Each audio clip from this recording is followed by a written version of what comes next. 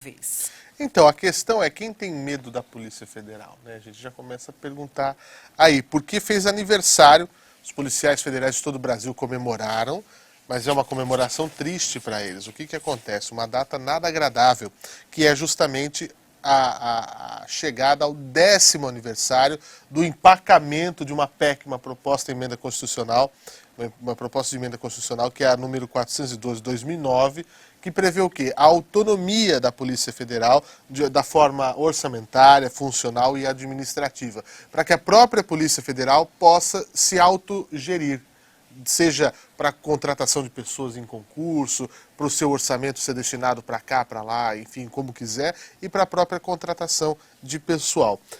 O que acontece? Essa matéria, segundo policiais federais de todo o Brasil, ela é essencial para que a Polícia Federal continue, intensifique o seu trabalho de combate à corrupção, de prisão de criminosos, sejam criminosos do colarinho branco, até mesmo narcotraficantes internacionais, como a gente vê que a Polícia Federal já faz há tanto tempo.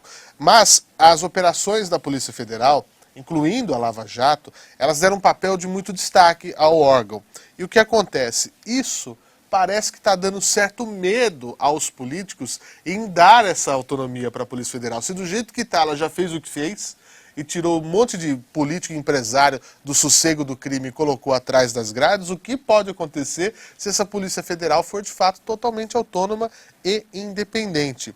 Quem explica esse medo, esse temor aí, é uma das entidades que mais pedem a autonomia do órgão, que é justamente o Sindicato dos Delegados de Polícia Federal do Estado de São Paulo, e quem vai falar é justamente a presidente do sindicato, que também é diretora regional da Associação Nacional dos Delegados da Polícia Federal aqui em São Paulo, a Tânia Prado. Com tantas mudanças que o país passou, e muito se deve principalmente à própria Operação Lava Jato e a outras tantas operações da PF, combate ao desvio de verbas públicas, à lavagem de dinheiro e também aos crimes violentos. Devido a tudo isso, a PF ganhou um papel de destaque, de protagonismo nessas ações.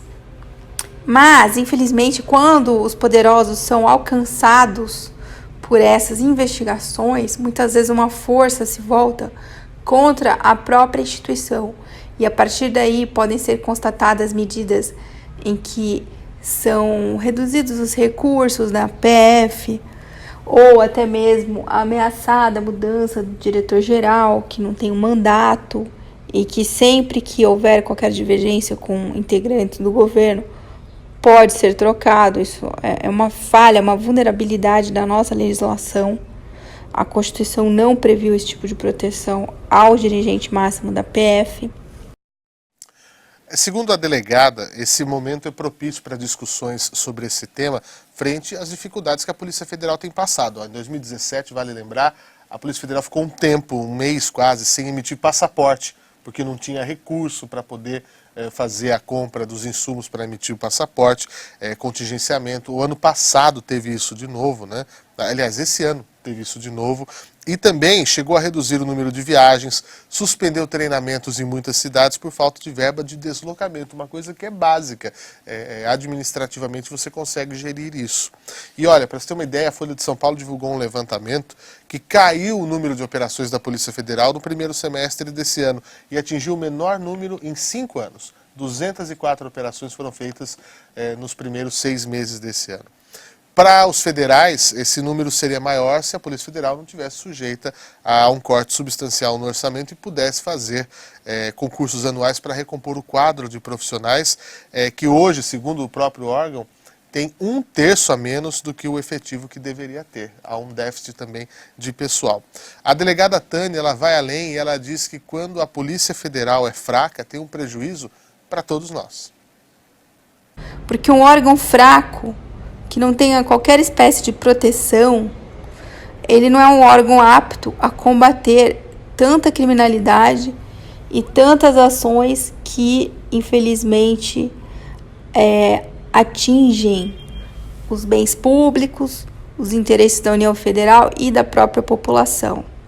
Muitas vezes se pensa em criminosos isolados que cometem homicídios, latrocínios, e não se recorda que muitas vezes aquele dinheiro enorme que é desviado numa fraude à licitação ou em outros esquemas, aquele dinheiro ele deixa de chegar na área da saúde, por exemplo, da educação, e com isso o povo brasileiro sente na pele a falta desses recursos, porque para de funcionar ali uma unidade hospitalar, faltam médicos, e isso pode levar à morte de um grande número de pessoas, de anônimos, sem que se vincule necessariamente a uma investigação policial.